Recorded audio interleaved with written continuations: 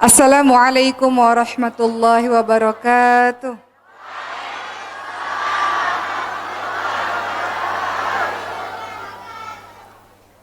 Alhamdulillahi rabbil alamin. Wabihi nasta'in ala umuri dunya waddin. Wassalatu wassalamu ala asyrafil anbiya'i wal mursalin. Wa ala alihi wa sahbihi ajma'in amma ba'du. Rabbi syrah li sadari wa yassir li amri wahlul 'uqdatam min lisani yafqahu qawli. Apa kabar ibu-ibu semuanya? Masya Allah. Apa kabar adik-adik semua di atas? Masya Allah. Ini adik-adik ini di atas nih. Masya Allah. Baik ibu-ibu, bapak-bapak yang ada dan juga adik-adik semuanya. Masya Allah. Senang sekali saya datang ke Lombok. Baru saja saya sampai tadi pagi mengisi di Lombok Tengah dan sekarang ke Lombok Timur, Masya Allah. Dan saya tahu di sini banyak sekali orang-orang hebat, orang-orang saleh. Maka izinkan saya menyapa terlebih dahulu. Yang saya hormati Ibu, mohon izin saya di depan Ibu.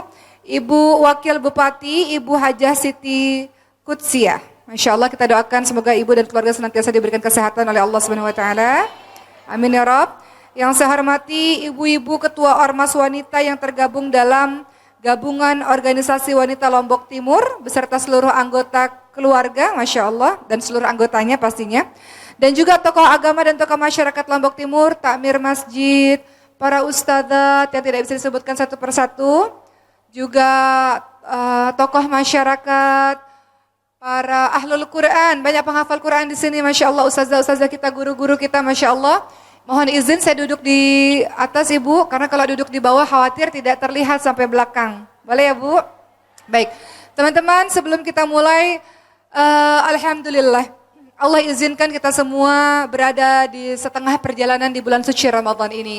Ada yang sudah khatam di bulan suci Ramadan ini? Banyak, Masya Allah. Boleh tunjuk tangan supaya kita semangat. Ada yang sudah khatam di bulan suci Ramadan ini? Masya Allah, Masya Allah. Ibu-ibu sibuk. Tapi khatam berapa kali Bu? 1 kali, ada yang 2 kali? Masya Allah ya. Masya Allah di sini ada sahabat saya, guru saya juga, Masya Allah. Ibu terima kasih ya, kita ketemu di kampus UIN. Kami ini berdua sama-sama di kampus UIN Syarif Hidayatullah Jakarta. Alhamdulillah ketemu lagi di Lombok Timur, Alhamdulillah. Ada di sini yang sudah khatam 3 kali? Oh, yang tidak tunjuk tangan, saya kiranya khatamnya 5 kali, 6 kali, 7 kali. Husnuzon ya. Baik, teman-teman sekalian kita mulai dengan surah Al-Fatihah. Kita baca sama-sama Al-Ikhlas, Al-Falaq, An-Nas. Boleh ya Bu? Khawatir siang-siang ngantuk lagi puasa ya. Ngantuk? Oh tidak, Alhamdulillah. Khawatir kalau nggak disuruh ngaji, kita ngaji sama-sama, lama-lama ngantuk. Terus saya ceramah nggak ada yang dengerin. Boleh ya Bu, kita baca Al-Fatihah, Al-Ikhlas, Al-Falaq, An-Nas bersama-sama? Yang kenceng suaranya boleh supaya kita semangat dan terbangun dari kantuk kita, boleh? Boleh, Masya Allah. A'udzu billahi minasy syaithanir rajim. Bismillahirrahmanirrahim. Alhamdulillahirabbil alamin.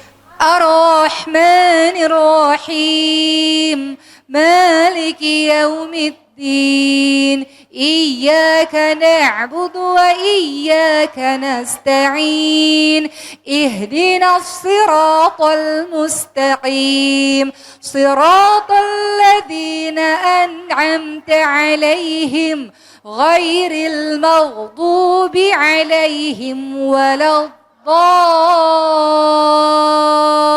الضالين آمين بسم الله الرحمن الرحيم قل هو الله أحد الله الصمد لم يلد ولم يولد ولم يكن له كفوا أحد بسم الله الرحمن الرحيم قل أعوذ برب الفلق من شر ما خلق ومن شر غاسق إذا وقب ومن شر النفاثات في العقد ومن شر حاسد إذا حسد بسم الله الرحمن الرحيم قل أعوذ برب الناس ملك الناس إله الناس من شر الوسواس الخناس الذي يوسوس في صدور الناس من الجنة والناس. Ya Allah, bersihkanlah hati-hati kami, ya Allah, luruskanlah niat kami, tambahkanlah ilmu kepada kami, ya Rabb, dan mudahkan kami mengamalkan apa yang telah kami tahu. Amin, amin, ya Rabbal alamin. Ibu-ibu yang dirahmati oleh Allah Subhanahu wa taala, Syahrul Ramadan. Ada yang tahu bulan Ramadan ini memiliki banyak sekali julukan. Ada apa aja julukan-julukan Syahrul Ramadan? Syahrullah, bulannya Allah, betul? Ada lagi, Bu? Syahrul Maghfirah, bulan yang penuh ampunan. Syahrul Rahmat, bulan yang Allah berikan limpahan rahmat. Apalagi, Bu? Syahrul Siyam, bulannya puasa. Syahrul Sabar, bulannya sabar. Syahrul Quran wa Syahrul Tilawah, Syahrul Quran, bulan suci Ramadan. Tidak hanya kita diminta untuk sekedar saum, puasa wajib, tapi juga ada tarawih yang hanya dilakukan di bulan suci Ramadan. Tidak lupa bahwa Syahrul Ramadan juga adalah Syahrul Quran. Dalam surah Al-Baqarah ayat 185. A'udzubillahi minasyaitonirrajim. Syahrul Ramadan alladzi unzila fihi al-Qur'anu hudan lin-nas. Bulan suci Ramadan adalah bulan diturunkannya permulaan Al-Qur'an, yang mana Al-Qur'an ini merupakan petunjuk bagi setiap manusia. Saya tahu karena selama ini kalau di pesantren kami, pesantren tahfidz kami di Masjidil Hufad, banyak sekali dari Lombok itu paling banyak yang dikirimkan untuk menjadi penghafal Quran. Jadi Lombok ini isinya orang-orang salih, Masya Allah. 1000 masjid dan jutaan, ribuan ya para penghafal Quran, Masya Allah. Dan saya yakin di antara ribuan kita di sini pasti ada beberapa yang banyak juga penghafal Quran. Baik, teman-teman sekalian, adakah di sini yang menginginkan diri kita, anak-anak kita, keturunan kita semuanya adalah ahlul Quran? Ada? Boleh tunjuk tangan yang cita-citanya mau jadi ahlul Quran, keluarganya, keturunannya, Masya Allah, amin, amin, ya Rabbal alamin. Baik, dalam hadis surat Ahmad dijelaskan, sesungguhnya Allah memiliki keluarga di antara manusia. Siapa itu? Para sahabat bertanya, siapa mereka ya Rasul? Keluarganya Allah itu siapa ya Rasul? Yang namanya keluarga pasti dekat, betul? Yang namanya keluarga pasti hubungannya dekat. Kata Rasulullah, yang disebut sebagai keluarganya Allah adalah ahlul Quran, hum ahlullahi wa khassatuhu. Allah punya keluarga dari kalangan manusia, yakni mereka yang mencintai Quran, mereka yang baca, yang menghafalkan, yang mengamalkan, yang mengajarkan, yang hari-harinya berinteraksi dengan Quran. Mereka lah yang disebut sebagai keluarganya Allah, ahlul Quran, dan mereka adalah orang-orang pilihan. Teman-teman sekalian, sebelum kita membahas bagaimana Al-Quran berefek dalam kehidupan kita, ketahuilah Al-Quran ini adalah mukjizatnya Rasulullah SAW, betul? Salah satu kenapa disebut mukjizat, tidak ada seorang pun yang mampu meniru atau membuat satu ayat pun yang semisal dengan Al-Quran. Tidak ada seorang pun yang bisa membuat satu ayat semisal dengan Al-Quran. Dan Al-Quran ini mukjizat luar biasa. Kenapa? Karena terjaga keasliannya sampai akhir. Siapakah yang menjaga keaslian Al-Quran? Allah melalui perantara hamba-hamba pilihannya. Jadi kalau mau menjadi orang-orang khusus, orang-orang yang dipilih Allah, mereka orang-orang yang istiqamah bersama Al-Quran. Dan kita mau itu bagian dari keluarga kita, bagian dari diri kita, bagian dari keturunan kita. Makanya ada doanya, Allahumma ja'alna min ahlil Quran, Allahumma arhamna bil Quran. Kita boleh doa sama-sama ya Bu, sebelum saya lanjutkan. Ada doa yang sering teman-teman baca. Dan ini doa yang harus kita angkat tangan kita. Supaya Allah sayangi kita dengan Al-Quran. Apa doanya? Allahumma arhamna bil Quran waj'alhu lana imaman wa nuran wa hudan wa rahmah. Allahumma dhakkirna minhu ma nusina wa 'allimna منه ما جهلنا وارزقنا تلاوته آناء الليل وأطراف النهار واجعله لنا حجة يا رب العالمين. Amin amin ya rabbal alamin. Ini doa indah sekali teman-teman sekalian. Saya kalau menimang-nimang bayi, saya punya bayi umurnya 1,5 tahun sekarang. Dari dia bayi, kalau saya timang-timang itu doanya begitu. Yang saya nyanyikan tuh Allahumma arhamna bil Quran. Teman-teman tahu apa artinya? Saya bacakan.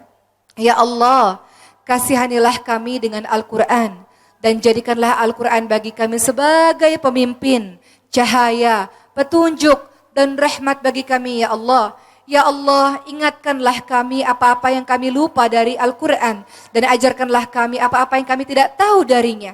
Dan karuniakanlah kepada kami membacanya siang dan malam dengan cara yang membuatmu ridha ya Rabb kepada kami. Dan jadikanlah Al-Quran sebagai pembela bagi kami di hari akhirat nanti. Itu doa yang teman-teman sering dengar.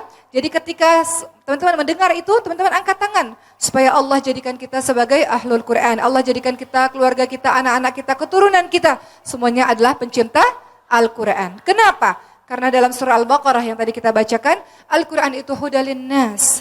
Dia hudalil muttaqin. Bagaimana seorang bisa hidup di muka bumi ini tanpa petunjuk, teman-teman sekalian? Tidak mungkin, tidak bisa. Maka kita akan lihat teman-teman sekalian, apa sih fungsi Al-Quran dalam kehidupan kita sampai-sampai kita tidak boleh jauh-jauh daripada Al-Quran. Al-Quran itu sangat pencemburu. Kalau kita sudah sibuk dengan yang lain, Al-Quran pasti pergi meninggalkan diri kita. Teman-teman sekalian, kenyataannya di Indonesia ini 87% ini Muslim, tapi hampir setengahnya kenyataannya tidak bisa membaca Al-Quran. Dan kita berharap itu bukan bagian dari kita. Kalaupun ada dari kita yang belum bisa baca Quran, masih ada kesempatan. Lombok terkenal dengan julukan 1000 masjid, betul? Masjidnya di mana-mana, pesantren tahfidz, Masya Allah di mana-mana. Orang solehnya banyak, guru Qurannya banyak, orang pinternya banyak. Jadi nggak ada alasan orang-orang Indonesia, khususnya orang-orang Lombok nggak bisa baca Quran. Nggak ada alasan, karena semua fasilitas ada.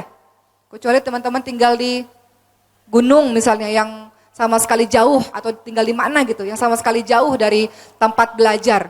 Mungkin boleh-boleh saja. Tapi teman-teman yang dekat dengan masjid, yang banyak guru-guru Quran, Masya Allah, nggak ada alasan untuk nggak bisa baca Quran. Jadi harus teman-teman sekalian, harus untuk kita membacanya, untuk kita mentadaburinya, menghafalkannya, mengamalkannya, mengajarkannya. Tapi sebelum itu kita akan bahas, memangnya kenapa sih Al-Quran itu penting sekali untuk kehidupan kita? Ada yang tahu di sini apa fungsi Al-Quran dalam kehidupan kita? Sebagai petunjuk. Dalilnya mana? Al-Baqarah 185 tadi. A'udzu billahi minasyaitonir rajim. Syahrul Ramadan alladzi unzila fihi al-Qur'anu hudal linnas. Beberapa hari yang ditentukan itu adalah bulan suci Ramadan, bulan yang di dalamnya diturunkan permulaan Al-Quran sebagai petunjuk bagi umat manusia. Sebagaimana ibu-ibu kalau pergi ke satu tempat, biasanya kita pakai alat penunjuk jalan, betul ya? Kalau enggak tersesat, betul? Kalau enggak tersesat. Begitu pula dengan kehidupan ini. Kita mau sampai akhir, sampai tujuan kita, sampai surga Allah Subhanahu wa taala. Enggak ada petunjuknya. Bagaimana bisa? Kalau kita enggak pakai petunjuk jalan itu, kita akan tersesat, teman-teman sekalian. Maka Al-Quran fungsinya sebagai petunjuk dan diturunkannya di bulan Ramadan. Perhatikan, setiap ada yang disematkan atau yang digandengkan dengan kalimat, dengan kata Allah, pasti itu mulia. Kitabullah, apa? Al-Quran, mulia. Baitullah, kota Mekah, mulia. Khalilullah, kekasih Allah, siapa? Nabi Ibrahim alaihissalam dan Rasulullah SAW, mulia, mulia. Dan juga bulan Ramadan, dijuluki dengan Syahrullah. Bulan suci Ramadan, bulannya Allah, mulia. Kenapa? Karena diturunkannya Al-Quran. Itu sebabnya kenapa Rasulullah SAW banyak sekali bertadarus, membaca Quran bersama-sama dengan malaikat Jibril. Itu sebabnya kenapa di bulan suci Ramadan, ibadah juga yang harus dikejar, tidak hanya sekedar puasa. Jangan sampai ketinggalan tarawih ya Bu. Gak ada yang bolong kan tarawihnya kan? Kecuali haid ya, haid itu persoalan lain. Tapi jangan tinggalkan tarawih hanya gara-gara ngantuk. Jangan meninggalkan tarawih hanya karena gara-gara capek. Jangan tinggalkan tarawih hanya gara-gara bukber sana sini. Jangan. Sayang. Rasul ingatkan barang siapa yang menjalankan sholat malam, sholat tarawih dengan iman dan mengharapkan pahala dari Allah, dosa-dosanya yang telah lalu diampuni. Jadi kalau bisa, dianjurkan untuk jangan meninggalkan sholat tarawih. Kalau nggak bisa berjamaah, bisa kok melakukannya sendiri di rumah. Tapi jangan meninggalkan sholat tarawih. Kembali lagi, ternyata bulan suci Ramadan juga adalah bulannya Quran. Bulan disuruh kita banyak baca Quran, syahrul Quran, syahrul tilawah. Banyak disuruh kita ini membaca Al-Quran. Sebagaimana Rasulullah banyak baca Quran. Saya itu Bu mohon izin. Dari SMA itu, kami itu biasanya punya grup pengajian ya. Seperti ibu kan ada grup pengajian kan. Dan biasanya menjelang Ramadan kami akan saling bertanya. Target kamu dalam 1 bulan Ramadan ini mau berapa kali khatam? Dari SMA sampai hari ini. Saya udah kepala 3 ibu mohon izin. Sampai hari ini masih ditanya sama guru saya. Oke mau berapa kali khatam di bulan suci Ramadan ini? Jadi masih dipantau terus. Dan biasanya kalau begitu kita akan bersemangat. Kalau kita tahu teman kita mau 3 kali khatam, 4 kali khatam, 5 kali khatam. Hari ini kamu sudah berapa kali khatam? Hari ini sudah baca berapa juz? Fastabiqul khairat, berlomba-lomba dalam kebaikan. Kalau nggak ada partner, kita akan leha-leha, malas-malas, nggak berlomba-lomba. Tapi kalau ada teman-teman, ayo hari ini sudah berapa kali baca berapa juz, berapa banyak. Itu akan membuat kita semakin bersemangat. Kembali lagi, fungsi Al-Quran dalam kehidupan kita, dia sebagai petunjuk. Dia sebagai hidayah bagi kita. Dalam surah Al-Isra ayat ke-9 juga dikatakan demikian. A'udzubillahi minasyaitonirrajim. Inna hadzal Qur'ana yahdi lillati hiya aqwam wa yubashshirul mu'minina alladziina ya'maluna shalihati anna lahum ajran kabira. Allah Subhanahu wa taala ingatkan, sesungguhnya Al-Qur'an ini memberikan petunjuk kepada jalan yang lurus dan memberi kabar gembira untuk orang-orang yang beriman yang mengerjakan amal salih bahwa mereka mendapatkan pahala yang besar. Saya cerita sedikit sebelum saya masuk lagi kepada materi saya. Beberapa waktu yang lalu, kami sekeluarga ini baru kembali dari sebuah perjalanan jauh. Karena undangan sebuah dakwah.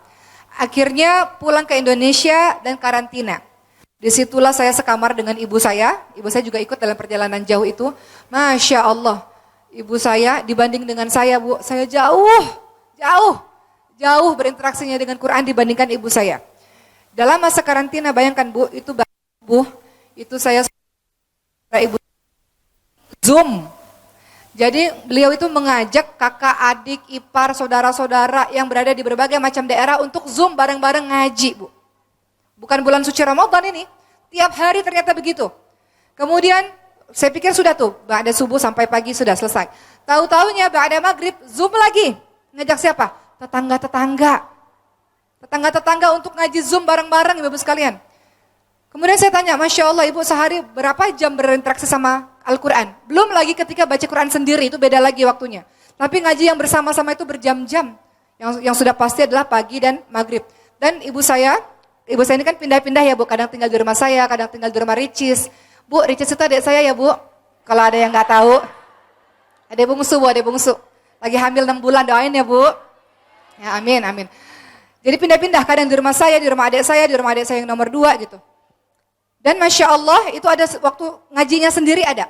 Ketika di rumah saya, itu tahu nggak Bu apa yang terjadi? Itu satu rumah, itu ada mbak-mbak yang kerja, semuanya wajib ngaji. Jadi kalau udah ada ibu, disiplin semuanya ngaji, Masya Allah. Masya Allah, itu ibu yang sangat luar biasa ya, yang bagi saya jadi panutan sampai hari ini pun masih ditanyain, ngaji belum, udah ngaji belum, begitu. Sampai anaknya udah punya anak 4 ini Bu, masih ditanyain Bu ya, Masya Allah ya, luar biasa.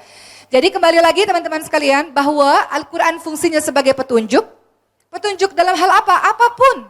Dalam menjalankan kehidupan rumah tangga, ada nggak petunjuknya dalam Al-Quran? Ada. Tugas istri suami, perhatikan surah An-Nisa 34. Itu ada tugas istri apa, tugas suami apa. Ada enggak petunjuk untuk mendidik anak-anak kita?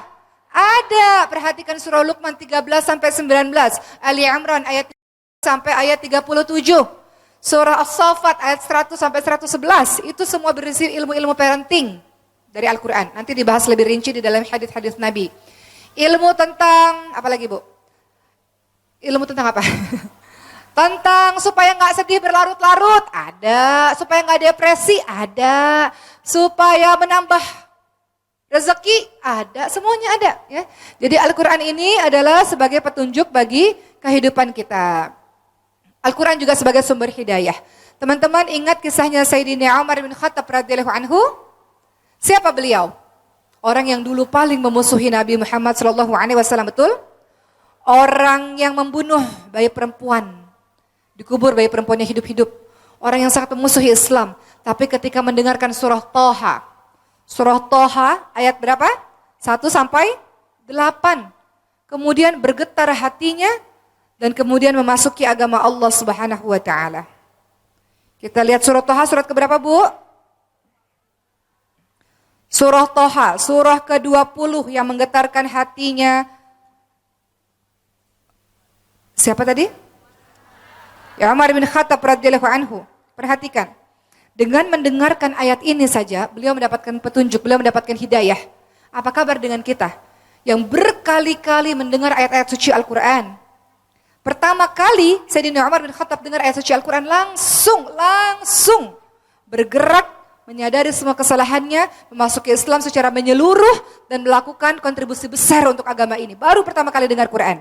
Dalam surah Toha saya baca ya ayat yang menggetarkan hatinya Sayyidina Umar bin Khattab. A'udzubillahi minasyaitonirrajim. Bismillahirrahmanirrahim. Toha ma anzalna 'alaikal Qur'ana litashqa illa tadhkiratan liman yakhsha tanzilan mimman khalaqal arda was samawatil علا الرحمن على العرش استوى له ما في السماوات وما في الأرض وما بينهما وما تحت الثرى وإن تجهر بالقول فإنه يعلم السر وأخفى الله لا إله إلا هو له الأسماء الحسنى dan seterusnya. Sadaqallahul Azim. Surah yang saya bacakan ini surah Toha ayat 1 sampai 8. Surah ini yang mampu menggetarkan dan mampu membuat Sayyidina Umar bin Khattab tertunduk dan menangis. Dan kemudian datang kepada Rasulullah yang tadinya hendak membunuh Rasulullah, tidak jadi membunuh, malah masuk pada agama Allah. Perhatikan ayat apa yang bisa membuat beliau sedemikian merasa bergetar hatinya. Toha, kami tidak menurunkan Al-Quran kepadamu agar engkau menjadi susah, melainkan sebagai peringatan bagi orang-orang yang takut kepada Allah. Diturunkan dari Allah yang menciptakan bumi dan langit yang tinggi, yaitu Allah yang Maha Pengasih, yang bersemayam di atas arsy. Milik Allah lah apa yang ada di langit, milik Allah semuanya apa yang ada di bumi dan apa yang di antara keduanya dan apa-apa yang ada di bawah tanah. Dan jika kamu mengeraskan suaramu atau ucapanmu, sungguh Allah itu mengetahui apa yang paling rahasia yang ada pada dirimu. Dialah Allah, tidak ada Tuhan selain Allah yang memiliki nama-nama baik. Mendengarkan ayat ini, Sayyidina Umar bin Khattab, ibu-ibu sekalian, teman-teman sekalian, mendapatkan petunjuk, langsung datang kepada Rasulullah SAW dan langsung menyatakan keislamannya. Dan sejak hari itu, sejak beliau berhijrah, sejak memasuki agama Allah, sejak menjadi diri yang lebih baik, sejak saat itu totalitas dalam beragama Islam. Totalitas dalam belajar, totalitas dalam berkontribusi untuk menolong agama Allah Subhanahu wa taala. Pertanyaannya, sudah berapa banyak ayat-ayat Al-Qur'an yang kita dengar, teman-teman sekalian? Dan apakah itu berefek dalam kehidupan kita? Apakah itu menjadi sumber hidayah bagi kita? Atau ayat-ayat suci Al-Quran itu hanya masuk kuping kanan, keluar kuping kiri? Kalau kita lihat teman-teman sekalian apa yang dilakukan oleh Sayyidina Umar bin Khattab, Masya Allah. Beliau dengar pertama kali langsung berubah, langsung belajar sungguh-sungguh, langsung berkontribusi. Kita lihat teman-teman sekalian dalam surah Al-Anfal ayat kedua. Di sini ada indikator. Kita periksa diri kita masing-masing. Yang disebut orang-orang beriman, bagaimana interaksinya dengan Al-Quran. Perhatikan, Allah Subhanahu wa taala berfirman, A'udzubillahi minasyaitonirrajim, innamal mu'minuna alladzina idza dzukirallahu wajilat qulubuhum wa idza tuliyat 'alaihim ayatuhu zadatuhum imanan wa 'ala rabbihim yatawakkalun. Shadaqallahul 'adzim. Artinya, sesungguhnya orang-orang yang beriman adalah mereka yang apabila disebutkan nama Allah, maka gemetar hatinya. Dan apabila dibacakan ayat-ayat Allah kepada mereka, bertambah kuatlah iman mereka. dan hanya kepada Allah lah mereka bertawakal. Jadi beda orang-orang beriman dengan orang-orang tidak beriman adalah ketika dibacakan nama Allah, disebut nama Allah, dibacakan ayat-ayat suci Al-Quran, terasa di dadanya teman-teman sekalian. Ada sesuatu di dadanya. Terkadang kita begitu, betul ibu sekalian? Lagi baca rasanya nikmat, Masya Allah, ada sesuatu terasa di dada kita, Masya Allah. Mudah-mudahan kita tergolong orang-orang yang beriman karena bergetar hati kita, getaran keimanan teman-teman sekalian. Baik, berikutnya, Al-Quran tidak hanya sekedar sebagai petunjuk untuk manusia, untuk jin juga sama ibu-ibu sekalian. Jin itu juga mendengarkan Al-Quran. Ketika Rasulullah SAW membaca Al-Quran, teman-teman sekalian, jin itu mendengarkan, berhenti mendengarkan, kemudian jin itu menyampaikan lagi kepada kaumnya. Jadi petunjuk juga, tidak hanya untuk manusia, juga untuk para jin. Dan Al-Quran fungsinya tidak hanya sebagai petunjuk, tapi juga sebagai obat. Percaya Al-Quran sebagai obat? Asyifa. Obat apa teman-teman sekalian? Obat hati saja? Obat segala penyakit, obat fisik bisa? Bisa. Obat apa lagi? Menangkal sihir bisa? Bisa, Masya Allah. Al-Quran, Masya Allah. Kita lihat dalam surah Al-Isra ayat ke-82. Dalil yang menyatakan Al-Quran adalah obat. Masya Allah. Kata Allah Subhanahu wa ta'ala, A'udzu billahi minasyaitonir rajim. Wa nunazzilu minal Qur'ani ma huwa shifaa'u wa rahmatul lil mu'minina wa la yazidu adh-dhalimina illa khasara. Allah katakan, dan kami turunkan Al-Quran untuk menjadi obat dan rahmat bagi orang-orang yang beriman. Dan Al-Quran tidaklah menambah kepada orang-orang yang zalim selain kerugian. Jadi Al-Quran itu asyifa, dia obat. Obat semuanya. Contoh, obat hati. Kadang-kadang kita sedih, ketika kita baca Al-Quran, maka hati kita menjadi terhibur. Maka saya akan bacakan beberapa ayat favorit saya. Kita punya ayat favorit beda-beda ya Bu. Kadang-kadang kita sedih, kalau saya sedih saya suka ingat ayat-ayat ini Bu. Sehingga itu menghibur hati saya dan hati saya nggak sedih lagi. Atau kadang-kadang hati kita terluka atau hati kita banyak penyakit, baca ayat-ayat ini. Beberapa ayat yang menjadi obat bagi kita, perhatikan, untuk menjadi penghibur bagi kita. Surah Al-Ankabut ayat 2-3. Ada kalimat, A'udzu billahi minasyaitonir rajim, hasiban nasu ayyutraku ayyaqulu amana hum la yuftanun. Apakah manusia menyangka bahwa mereka dibiarkan begitu saja ketika mereka mengatakan kami telah beriman, sementara mereka tidak diuji? Artinya apa? Semakin tinggi kedudukan iman, semakin saleh kita, semakin baik kita, semakin berat ujian yang Allah berikan kepada kita. Betul ibu-ibu sekalian? Ujiannya apa? Apa aja. Kadang-kadang ujiannya suami. Ada di sini yang ujiannya suami? Nggak usah tunjuk tangan, nggak usah tunjuk tangan. Ada ujiannya anak? Ada. Ada ujiannya ekonomi. Kelihatannya kaya raya, utangnya di mana-mana. Cicilannya banyak. Pusing, misal. Ada yang sakit ujiannya, betul Bu? Ada ujiannya permusuhan, pertengkaran dan sebagainya. Dan kita lihat di sini Allah Subhanahu wa taala ingatkan, apakah kamu mengira ketika kamu mengatakan saya beriman, saya berhijrah, saya menjadi orang baik, kemudian kamu didiamkan begitu saja? Tidak. Pasti Allah akan uji, liyabluwakum ayyukum ahsanu amala, mana di antara kamu yang lebih baik amalannya. Yang kedua, ada juga surah yang bagus sekali Masya Allah, At-Taubah ayat 129. Ada kalimat Hasbiyallahu la ilaha illahu alaihi tawakkaltu wa huwa rabbul arsyil azim. Kalau kita lagi sedih, kita baca ayat ini. Cukuplah Allah bagiku. Tidak ada Tuhan selain Allah. Hanya kepadanya lah aku bertawakal. Dialah Allah yang memiliki arsy yang agung. Cukuplah Allah bagiku. Kadang-kadang kalimat-kalimat itu menggetarkan hati kita loh teman-teman sekalian. Betul nggak? Saya nggak akan kenapa-napa. Nggak akan kenapa-napa. Kenapa? Karena Allah bersama dengan saya. Cukuplah Allah bagiku. Betul Bu? Kalau kita rasa Allah cukup Allah. Allah yang tidak pernah meninggalkan kita. Nggak pernah. Allah yang selalu tolong kita. Kalau ketika orang lain mungkin pergi meninggalkan kita, Allah nggak pernah tinggalkan kita. Cukuplah Allah bagiku. Itu ayat-ayat yang menghibur hati teman-teman sekalian. Ada lagi ya. Surah Al-Baqarah 45 ada kalimat wasta'inu bis-sabri was-shalah. Kalau terjadi apa-apa padamu, minta pertolongan dengan sabar dan salat. Kalau terjadi apa-apa pada dirimu, minta tolong sama Allah dengan sabar dan salat. Atau teman-teman semua, ini juga ayat favorit saya nih. Saking favoritnya, kemarin saya usulkan kepada sutradara film, judul filmnya Merindu Cahyada Amstel ya. Ada yang nonton nggak? Jadi itu ada dialog-dialog ceramah, saya bersyukur dan berterima kasih karena ketika bagian dialog ceramah diserahkan kepada saya. Jadi saya masukkan ayat ini ayat favorit saya. Kalau saya sedih, saya ingat ayat ini. Ali Imran ayat 139. Kalimatnya, وَلَا تَهِنُوا وَلَا تَحْزَنُوا وَأَنْتُمُ الْأَعْلَوْنَ إِن كُنْتُمْ مُؤْمِنِينَ. Tuh, ada nggak yang nonton filmnya? Saya bilang begini nih ayatnya ini. Ada kalimat, janganlah kamu bersikap lemah. Janganlah kamu bersedih hati. Padahal kamulah orang-orang yang paling tinggi derajatnya. Jika kamu orang-orang yang...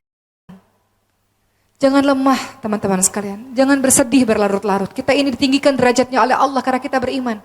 Untuk apa sedih berlarut-larut? Untuk apa bersikap lemah terus-menerus? Untuk apa? Toh kehidupan ini berputar. Hari ini kita sedih, besok kita tertawa. Hari ini kita tertawa, besok kita bersedih. Begitu? Tidak ada yang abadi. Semuanya digilirkan oleh Allah Subhanahu wa Ta'ala. Begitulah teman-teman sekalian, termasuk satu ayat terakhir. Banyak ya ayat-ayat favorit, tapi satu ayat terakhir yang juga kadang-kadang menjadi penghibur saya, kala hati gundah gulana, hati sedih, Al-Quran menjadi asyifa, menjadi obat. Ada kalimat yang indah sekali dalam surah Al-Baqarah 216. Apa kata Allah? A'udzu billahi minasyaitonir rajim. Wa 'asa an takrahu syai'an wa huwa khairul lakum wa 'asa an tuhibbu syai'an wa huwa syarrul lakum wallahu ya'lamu wa antum la ta'lamun. Boleh jadi kamu tidak suka pada sesuatu, padahal itulah yang paling baik untukmu. Boleh jadi apa yang kamu suka, yang kamu harapkan, itu justru yang tidak baik bagimu. Allah Maha mengetahui, manusia tidak mengetahui. Dalam keluarga kami ini banyak diuji dengan sakit, ibu-ibu sekalian. Ibu saya menderita autoimun, penyakit pemphigus vulgaris, penyakit yang kulitnya melepuh, seluruh badannya melepuh. Sehingga kalau bajunya diangkat, kulitnya juga ikut terangkat. Penyakit-penyakit yang luar biasa. Kemudian anak saya juga ada sindrom atau kelainan langka. Namanya sindrom Prader-Willi, kelainan langka. Jadi kami ini banyak diuji dengan sakit-sakit keluarga kami ini, teman-teman sekalian. Kemudian saya ingat ayat ini, boleh jadi apa yang kamu tidak suka. Ya Allah, kok dikasih penyakit yang langka atau kelainan langka, kok dikasih penyakit ibu saya yang begini gitu. Boleh jadi apa yang kita tidak suka, itulah yang paling baik. Karena Allah tahu ada hikmah di dalamnya. Ibu saya sakit itu sekitar 17 tahun yang lalu.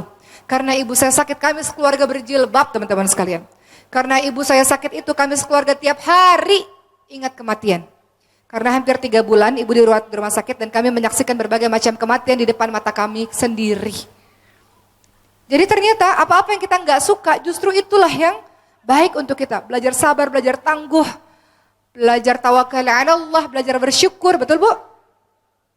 Karena Sulaiman anak saya yang keempat ada kelainan genetik yang waktu kecilnya saya nggak dengar suara nangisnya.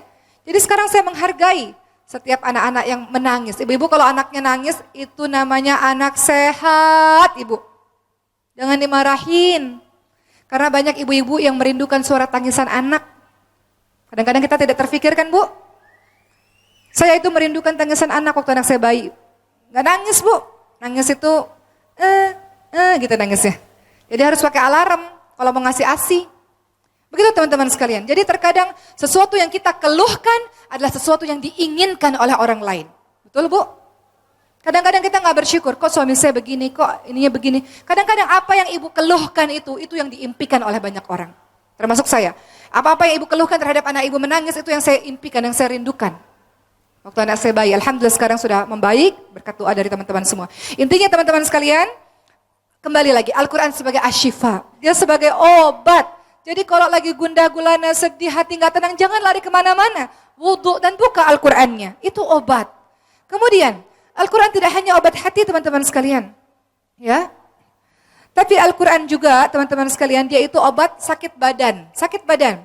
Dalam hadis yang diriwayatkan oleh Siti Aisyah radhiyallahu anha, beliau berkata, Rasulullah apabila sakit, beliau membacakan untuk dirinya sendiri surah-surah perlindungan, surah An-Nas, surah Al-Falaq, itu dibaca dan meniupkan kepada tubuhnya. Jadi bisa kalau anak-anak kita sakit, baca Al-Fatihah, Al-Ikhlas, Al-Falaq, An-Nas, tiup, kemudian kita luskan pada tubuh anak kita atau tubuh kita yang sakit.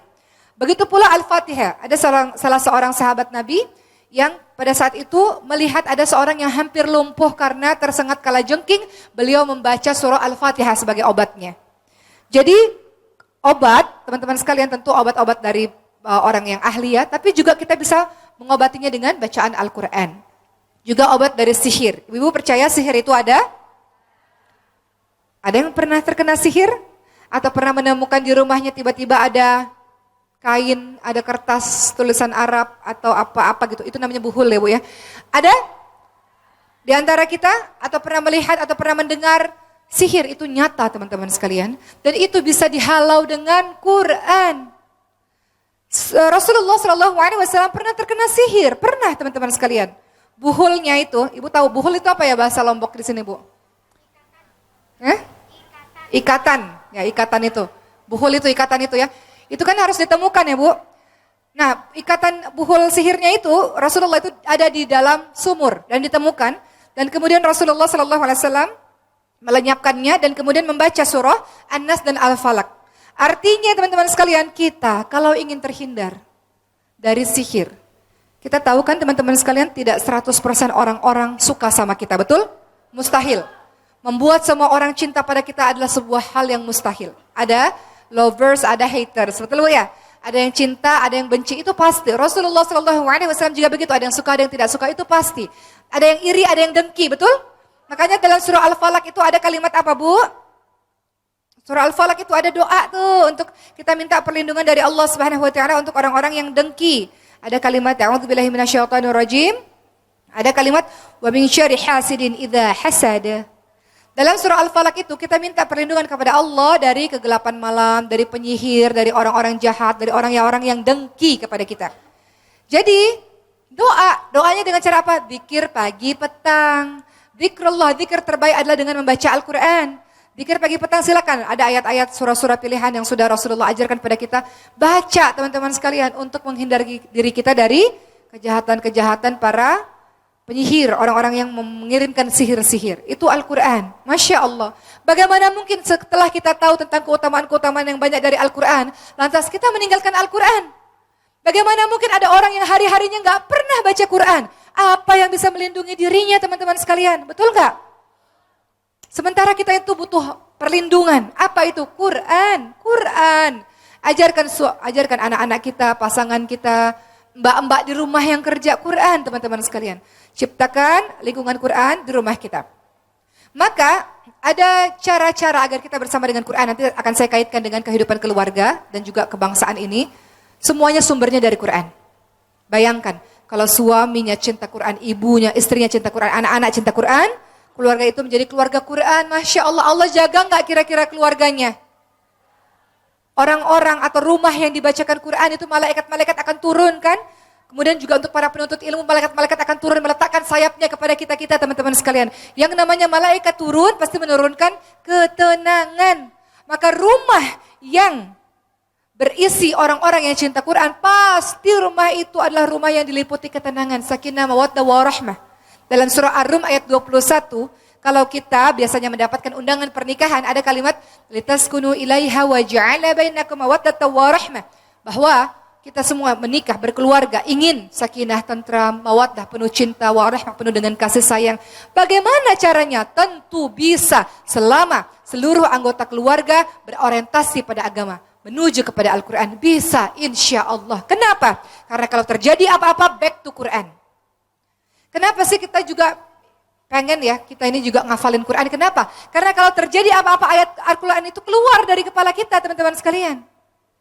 Saya tidak mau katakan bukan, saya belum menghafalkan keseluruhan isi Al-Quran. Adalah satu dua yang dihafalkan. Ketika saya mendapatkan kesedihan, saya ingat tuh. Wa asa an tarahu syai'an wa huwa khairul lakum. Iya ya, Allah takdirkan anak saya ada kelainan genetik, tapi kata Allah, tiba-tiba muncul. Wa asa an takrahu syai'an wa huwa khairul lakum wa asa an tuhibbu syai'an wa huwa syarrul lakum wallahu ya'lamu wa antum la ta'lamun. Iya ya, kata Allah, boleh jadi apa yang kita enggak suka itulah yang terbaik untukmu. Jadi itu manfaatnya. Kalau kita senantiasa hari-harinya membaca Quran, atau adalah ayat-ayat Quran yang kita ingat, terkadang dalam suatu ketika kita terkena pada sesuatu, kita langsung keluar ayat itu dan menghibur hati kita. Betul ibu-ibu sekalian? Jadi semuanya back to Quran. Kita enggak kehilangan arah, kita punya arah. Kalau kita lagi, ini anak-anak muda ada di sini? Anak-anak muda ada? Misalnya tiba-tiba lagi seneng sama seseorang. Ya. Anak-anak muda maupun yang sudah tetap juga terkena ini, kadang ujian-ujian ini ya. Ya Allah, ya Allah. Rumput tetangga lebih hijau ya Allah. Ya. Tiba-tiba kalau orang yang hafal Quran ingat, wala taqrabuz zina, oh jangan dekati zina. Memandang kepada hal-hal atau seseorang yang diharamkan oleh Allah adalah mendekati zina misalnya.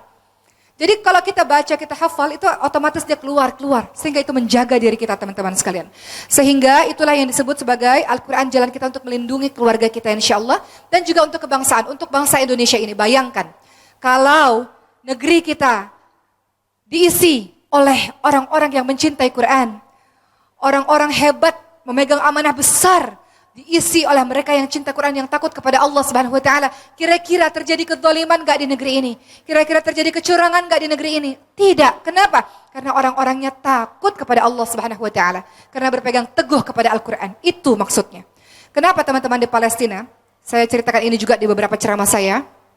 Beberapa teman-teman Palestina, masyaikh Palestina itu kami datang ke tempat kami dan saya tanya, betulkah teman-teman di Palestina itu tidak takut mati?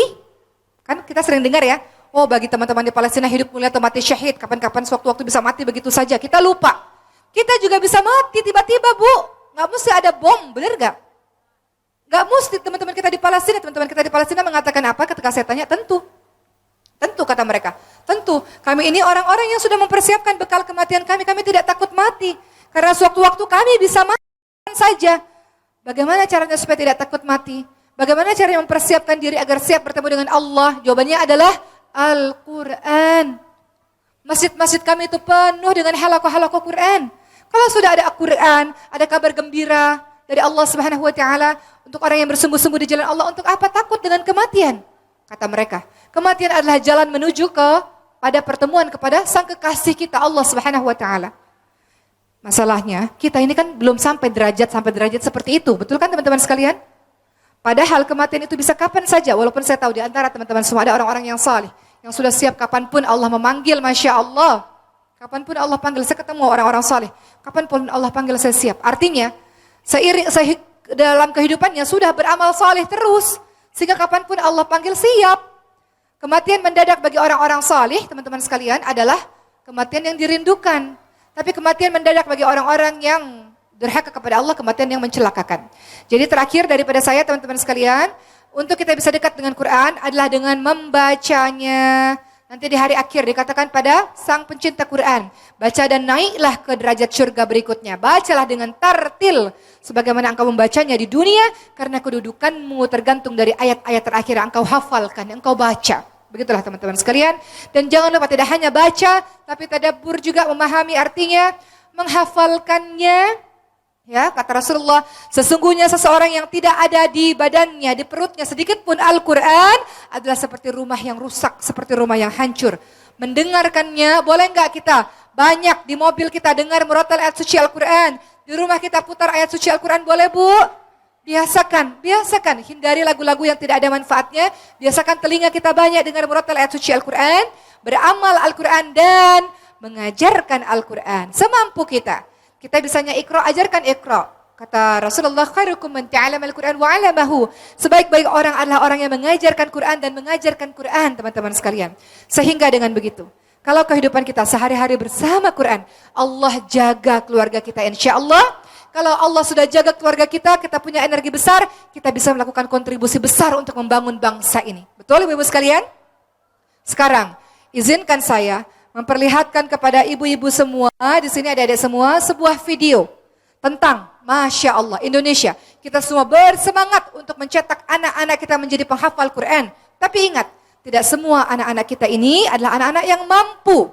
Ada anak-anak yatim, du'afa, mu'allaf yang memerlukan pertolongan dari kita untuk mereka menghafalkan Quran. Untuk itulah kami dan beberapa teman kita semua sama-sama berjuang untuk mencetak para penghafal Quran dari seluruh Indonesia, full beasiswa. Saksikan video mereka ketika mereka di wisuda. Banyak dari mereka tidak tahu orang tua mereka siapa, tidak pernah bertemu orang tua mereka. Mereka selesai 30 juz berkat pertolongan harta dari ibu-ibu semua, bapak-bapak semua, sehingga mereka bisa melanjutkan pendidikan mereka. Semua anak berhak mendapatkan pendidikan yang sama, betul? Mau dia yatim kah, mau dia miskin kah, semua orang berhak. Apalagi mereka anak-anak yang saleh, anak-anak yang penuh dengan semangat. Kita bantu, karena sesungguhnya mereka lah yang tolong kita. Ketika dari harta kita mereka jadi hafal Quran, bukan kita bantu mereka, mereka lah yang tolong kita, teman-teman sekalian. Kita saksikan video ini sambil kita berdoa agar ada anak keturunan kita juga yang menjadi ahlul Quran, insya Allah. Silahkan. Sambil menunggu, boleh saya cerita sedikit Bu tentang keberkahan Al-Quran yang saya pribadi rasakan. tahun 2011 sambil menunggu video. Saya pada saat itu bergabung dalam sebuah rumah Al-Quran. Kemudian saya hanya tinggal di sana beberapa bulan, tidak sampai selesai karena sibuk syuting sana sini. Kemudian tahun 2016 saya rindu dengan teman-teman Ahlul Quran.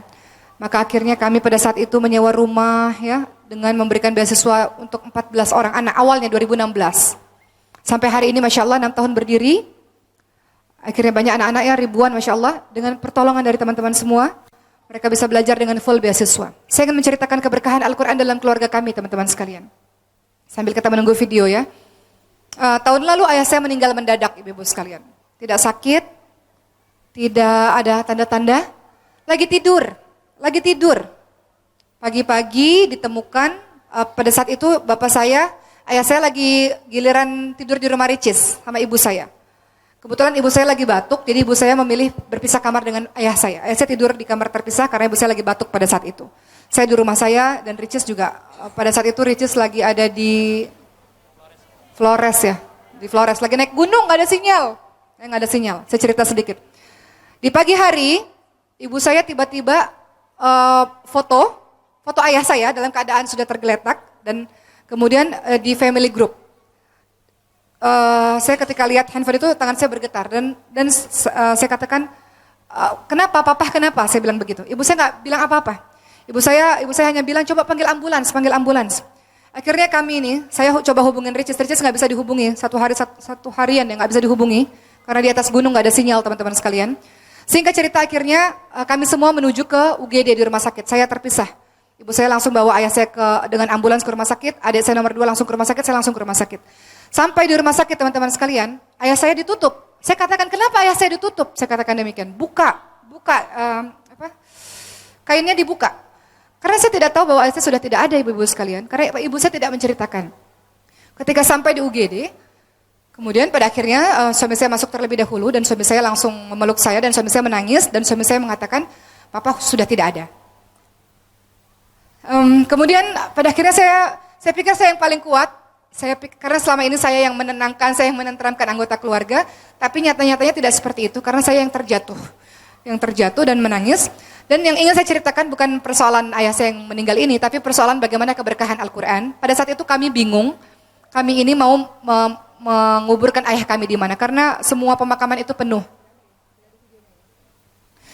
Kemudian akhirnya singkat cerita, Masya Allah, akhirnya ayah saya bisa dikuburkan di sebuah tempat, di mana tempat itu berisi banyak sekali para penghafal Quran.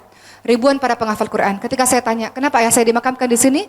Kemudian dijawab karena ayahnya Uma Oki adalah ayahnya para pejuang Al-Quran. Kemudian adik saya mengatakan, saya tidak tahu bagaimana kalau kehidupan kita sekeluarga tidak bersama dengan Al-Quran.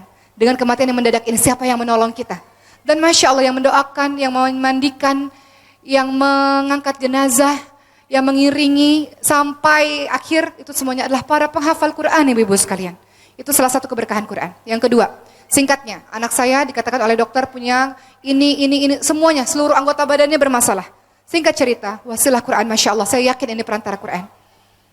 Anak saya tidak kenapa-napa. Betul, dia punya kelainan genetik, dia punya kelainan langka, tapi tidak seperti yang dikatakan oleh dokter ya, yang belasan penyakit itu semuanya tidak ada teman-teman sekalian. Dan Masya Allah itu keajaiban, apa itu keajaiban Al-Quran, saya yakin itu karena Al-Quran. Jadi Masya Allah kalau kita sudah rasa keberkahan Al-Quran, gak mau kita tinggalkan Al-Quran teman-teman sekalian. Gak mau kita jauh-jauh dari Al-Quran. Karena kita memerlukan Al-Quran dalam kehidupan kita dunia dan akhirat, betul Bu? Kita saksikan video ini dan mudah-mudahan hati kita tergugah untuk bersemangat bersama dengan Al-Quran. Silakan.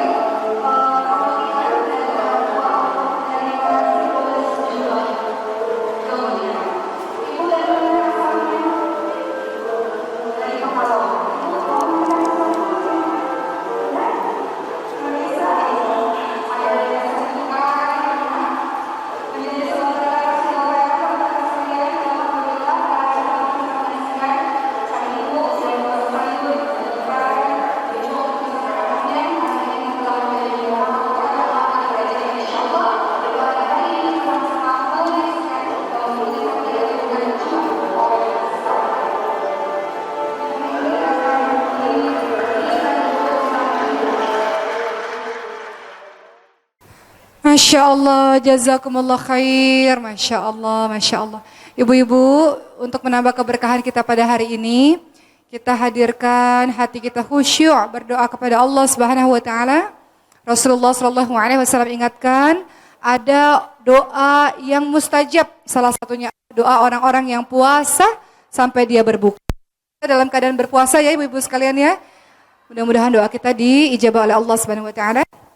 Kita tundukkan pandangan kita angkat tangan kita hadirkan hati kepada Allah Subhanahu wa taala. Astaghfirullahaladzim. Astaghfirullahaladzim. Astaghfirullahaladzim.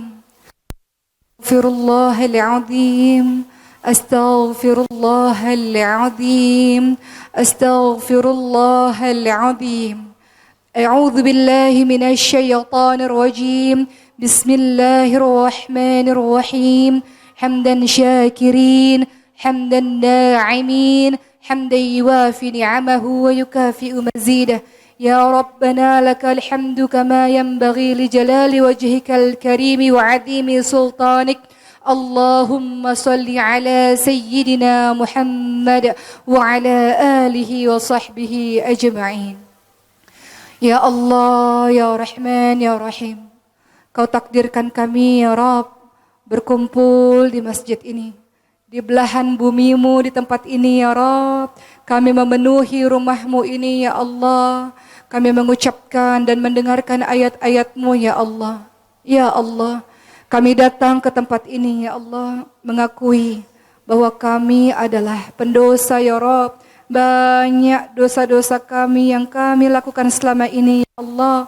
Banyak kesalahan kami, kedurhakaan kami ya Rabb. Kadang-kadang ya Allah, kami sudah tahu bahwa itu dilarang, masih kami lakukan akibat kebodohan kami ya Allah.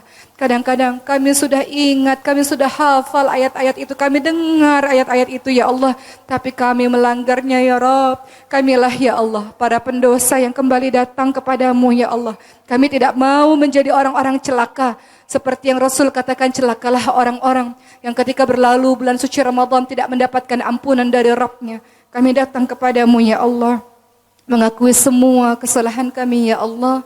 Rabbana la tuzigh qulubana ba'da idh hadaitana wa hab lana min ladunka rahmah innaka antal wahhab. Ampuni kami ya Allah. Ampuni kami sebagai hamba-Mu. Kami mengakui ya Allah banyak ya Allah kami melanggar apa yang telah Engkau perintahkan kepada kami ya Allah. Banyak dari kami ya Allah yang masih bermalas-malasan di bulan Ramadan ini. Kami tinggalkan saum kami. Kami tinggalkan dengan mudah tarawih kami. Kami tinggalkan dengan mudah tadarus kami ya Allah. Ampuni ya Allah hamba-Mu ini yang masih malas dan lalai beribadah kepadamu ya Rabb. Ya Allah, ampuni kami ya Allah. Banyak dosa-dosa kami yang kami lakukan ya Allah. Ampuni mata kami ya Allah. Engkau yang maha mengetahui bahwa mata ini pernah memandang hal-hal yang Engkau haramkan. Mata ini pernah memandang orang dengan benci, iri dan dengki. Sucikan mata kami ya Rabb. Bersihkan dia ya Allah. Ya Allah, lisan kami, Engkau yang maha tahu ya Allah. Lisan yang tak bertulang ini mudah bagi kami ya Allah. Ghibah, fitnah, dusta, adu domba ya Allah. Kata-kata kotor, kata-kata yang menaikkan syahwat ya Rabb. Kata-kata yang tidak baik keluar dari lisan kami. Sucikan ya Rabb lisan ini. Ampuni ya Allah lisan kami.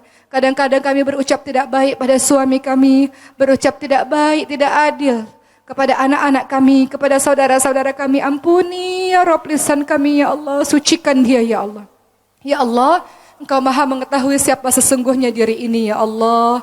Orang-orang sayang pada kami karena Engkau tutup aib kami ya Rabb. Seandainya orang-orang tahu siapa sesungguhnya diri ini, mereka tidak akan pernah cinta dan sayang kepada kami karena begitu jorok, begitu buruknya diri ini, begitu kotornya diri ini ya Allah.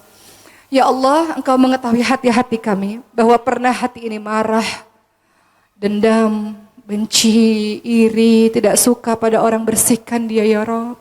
Sucikan hati-hati kami ya Allah. Bersihkan hati-hati kami ya Allah. Ya Allah, pikiran kami suuzon, tidak berprasangka baik kepada semua takdir-Mu ya Allah. Padahal semua yang Kau berikan kepada kami semuanya baik ya Allah. Maka ampuni pikiran-pikiran kami ini dan sucikan dia ya Allah. Ya Allah, tangan kami kadang-kadang dia berlaku zalim. Kadang-kadang kami pukul anak kami cubit anak kami melakukan hal-hal yang dibenci oleh-Mu, kami mengambil apa yang bukan menjadi hak kami. Sucikan ya Allah tangan kami, bersihkan dia ya Rabb, juga kaki kami sucikan dia dari melangkah ke tempat-tempat yang Engkau haramkan. Ampuni dosa-dosa kami ya Allah, ampuni ya Rabb, siapa yang bisa mengampuni dosa kami selain Engkau ya Allah.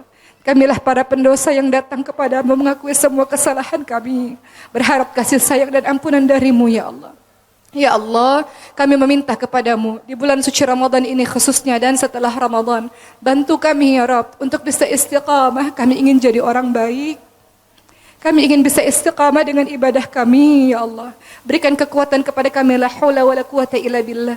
Berikan kekuatan kepada kami ya Allah untuk istiqamah bersama Al-Quran kami, istiqamah bersama dengan ibadah-ibadah kami, istiqamah dalam melaksanakan ibadah bersama Engkau wahai Allah, bersama dengan orang-orang saleh yang menyembah-Mu ya Allah. Ya Allah, Engkau mengetahui kami ini juga adalah seorang anak bagi kedua orang tua kami. Banyak hari ini ya Rabb Kau saksikan orang-orang yang bersedekah atas nama orang yang sudah meninggal dunia. Ada yang bersedekah untuk orang tua mereka yang sudah meninggal dunia ya Rabb. Terima sedekah-sedekah kami ya Allah. Jadikanlah itu sebagai bentuk bakti kami kepada orang-orang yang kami cintai ya Allah. Ya Allah, untuk orang tua kami yang sudah meninggal dunia, yang sudah meninggalkan kami ya Allah, kami minta kepadamu ya Allah, ampuni dosa-dosanya, sayangi dia ya Allah. Lapangkan kuburnya, terangkan kuburnya ya Rabb. Tempatkan di sisi-Mu yang mulia ya Allah, di syurga-Mu yang abadi ya Allah, yang bahagia ya selama-lamanya di sana ya Allah. Dan amal-amal saleh yang Kau nilai, kalau ini perbuatan amal saleh, kalau ini sedekah yang Kau terima, berikan kepada mereka ya Rabb, untuk membuat mereka terhalang dari api neraka-Mu ya Allah. Dan jadikanlah apa yang kami lakukan ini sebagai bentuk bakti kepada kedua orang tua kami yang sudah tiada ya Allah. Untuk orang tua kami yang masih ada ya Allah, panjangkan umurnya, sehatkan dia ya Allah. Angkat penyakitnya tanpa meninggalkan penyakit lainnya. Rukunkan anak-anaknya ya Allah, bahagiakan di masa tuanya ya Allah. Ya Allah, kami ini adalah istri bagi suami kami ya Rabb. Kami minta kepadamu ya Allah, Rabbana hab lana min azwajina wa dhurriyyatina qurrata a'yun waj'alna lil muttaqina imama. Kami minta kepadamu ya Rabb. Kami minta kepadamu ya Allah, agar kami bisa menjadi istri-istri yang salihah untuk suami kami ya Allah. Agar kami bisa menjadi istri yang sabar dalam mengarungi bahtera rumah tangga kami. Selamatkan rumah tangga kami ya Rabb. Jaga keluarga kami ya Allah. Jadikan suami-suami kami adalah suami teladan, menjadi contoh terbaik untuk kami dan anak-anak ya Allah. Jadikan keluarga kami keluarga yang sakinah mawaddah warahmah, keluarga yang Engkau jaga, keluarga yang Engkau berkahi ya Rabb. Ya Allah, kami ini adalah ibu bagi anak-anak kami. Anak-anak kami yang bersih ya Allah, yang suci ya Allah. Yang sebagian dari mereka ya Allah yang sedang menempuh pendidikan. Kami berharap ya Allah, agar Engkau jaga anak-anak kami ya Allah. Jadikan mereka anak-anak yang salih ya Allah. Tumbuh mereka sehat ya Allah. Tumbuh sehat ya Rabb. Tumbuh menjadi orang yang takut, tunduk, takluk kepadamu ya Rabb. Tumbuh menjadi hamba-Mu ya Allah yang perjuangkan agama ini ya Allah. Mudahkan ia dalam belajar, mudahkan dia dalam menuntut ilmu ya Allah. Jadikan anak-anak kami anak-anak yang pandai, anak-anak yang saleh, yang salihah ya Allah. Anak-anak yang Kau berkahi ilmu yang banyak dan berkah, yang mampu bermanfaat untuk banyak orang. Anak-anak kami ya Rabb, harapan kami ya Allah, mudahkan ya Allah, jaga dia ya Allah, jaga anak-anak kami. Jadikan anak-anak kami menjadi kebanggaan-Mu ya Rabb dan Rasul-Mu ya Allah. Ya Allah, kami ini juga adalah seorang ibu yang terkadang tidak sabar dalam mendampingi anak-anak kami. Kami sering marah ya Rabb, kami sering tidak selalu bersama dengan anak-anak kami. Ampuni kesalahan kami yang tidak sempurna menjadi seorang istri, tidak sempurna menjadi seorang ibu, tidak sempurna menjadi seorang anak. Ampuni ya Allah. Berikan ya Allah petunjuk bagi kami, untuk kami bisa menjadi hamba-Mu yang baik, untuk kami bisa menjadi anak yang saleh, istri yang salihah ya Allah, untuk bisa menjadi ibu yang salihah, yang bisa mendampingi anak-anak kami, dan menghantarkan anak-anak kami menjadi anak-anak kebanggaan-Mu ya Allah. Ya Allah, di antara kami minta ya Rabb, ya Allah, di antara kami ada yang sakit ya Rabb. Kami minta dan kami tidak tahu siapa yang doanya Engkau dengar.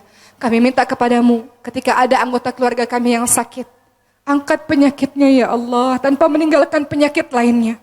Buat anak-anak kami atau ibu kami atau saudara kami yang sakit, sabar dalam menghadapi penyakitnya. Husnuzon, berprasangka baik terhadap takdir-Mu ya Allah. Dan berikan kesabaran bagi orang-orang yang merawat orang-orang yang sakit ya Allah. Ya Allah, di antara kami ada yang sedang berduka karena kedua orang tua kami atau orang-orang yang kami cintai Engkau Engkau panggil terlebih dahulu. Berikan keikhlasan ya Rabb, keikhlasan dan pemahaman bahwa semuanya adalah milik-Mu dan akan kembali kepadamu ya Allah. Buat kami yang ditinggalkan pergi oleh orang-orang yang kami cintai, akan senantiasa bersemangat untuk jadi orang-orang baik, agar kami bisa berkumpul di syurga bersama dengan mereka ya Rabb, bersama dengan ayah kami, ibu kami, anak-anak kami, orang-orang yang kami cintai di syurga-Mu ya Allah. Ya Allah, ada di antara kami yang sedang mengandung, ya Allah. Berikan kesehatan pada kandungannya, ya Rabb, sampai melahirkan. Ibu dan anaknya sehat. Bagi mereka yang belum Engkau karuniai buah hati, ya Rabb, ya Allah. Kami minta kepadamu, ya Allah. Berikan, ya Allah. Kami memohon kepadamu, ya Allah. Mereka menunggu lama, ya Allah. Akan hadirnya buah hati dalam pernikahan mereka. Berikan, ya Rabb. Percayakan kepada mereka. Engkau hadirkan buah hati untuk merekatkan cinta di antara mereka. Anak-anak yang menjadi pejuang agamamu, ya Rabb. Di antara kami, ya Allah, ada yang Kau uji dengan terlilit hutang yang banyak. Bebaskan hutang kami, ya Allah. Bebaskan hutang kami. Di antara kami, ya Allah, ada yang Kau uji, ya Allah, yang sedang berjuang dengan finansial kami. Mudahkan segala urusan kami. Mudahkan rezeki kami. Lancarkan, ya Rabb. Lancarkan. Mudahkan kami bisa bersedekah lebih banyak, ya Allah. Sungguh kami ingin bersedekah lebih banyak. Sungguh, ya Rabb. Maka mudahkan bagi kami rezeki kami. Untuk kami bisa membantu agamamu lebih banyak, ya Allah. Lebih banyak, ya Allah. Lebih banyak, ya Rabb. Ya Allah, kami minta kepadamu, ya Allah. Ada di antara kami yang rindu dengan Baitullah, rindu ingin memberikan salam kepada Rasulullah SAW. Panggil kami, ya Rabb, untuk bisa umrah, untuk bisa pergi haji, ya Allah. Menuntaskan kerinduan kami untuk bisa bersujud di Ka'bah, ya Rabb. Untuk bisa memberikan salam. Assalamualaikum ya Rasulullah. Assalamualaikum ya Habiballah, ya Allah. Berangkatkan kami, panggil kami untuk menjadi tamu-tamumu yang mulia, ya Allah. Ya Allah, hari ini, ya Allah, Kau saksikan banyak orang bersedekah di jalanmu. Kau saksikan, ya Allah, orang-orang yang ikhlas. Balas, ya Allah. Balas, ya Allah. Berikan kebahagiaan, keberkahan dalam keluarga mereka, ya Rabb. Dan terima sedekah-sedekah kami. Terima dakwah ini, ya Rabb. Terimalah tenaga yang sudah dikeluarkan oleh para volunteer di belakang layar. Terima, ya Rabb. Dan mudah-mudahan Engkau nilai ini sebagai sebuah amal saleh. Dan jadikan, ya Allah, kehidupan kami kehidupan yang bahagia dunia akhirat. Allahumma ja'alna min ahlil Qur'an. Allahumma arhamna bil Qur'an. Pilih kami, ya Allah, sebagai pejuang-pejuang Al-Quran, sebagai ahlul Quran. Rabbana atina fid dunya hasanah wa fil akhirati hasanah wa qina adzaban nar. Walhamdulillahi rabbil alamin. Amin amin ya rabbal alamin. Kita tutup acara tablik akbar dan tausiah bersama Dr. Uki Setiana Dewi sore hari ini dengan baca Alhamdulillah, Alhamdulillah Alamin dan Al-Fatihah. A'udzu billahi minasy syaithanir rajim. Bismillahirrahmanirrahim. Alhamdulillahi rabbil alamin. Ar-Rahmanir-Rahim. Maliki yaumiddin. Iyyaka na'budu wa iyyaka nasta'in. Ihdinas siratal mustaqim. Siratal ladzina an'amta 'alaihim ghairil maghdubi 'alaihim waladdallin. Amin. Ibu-ibu sekalian, kita doa dengan doa penutup majelis.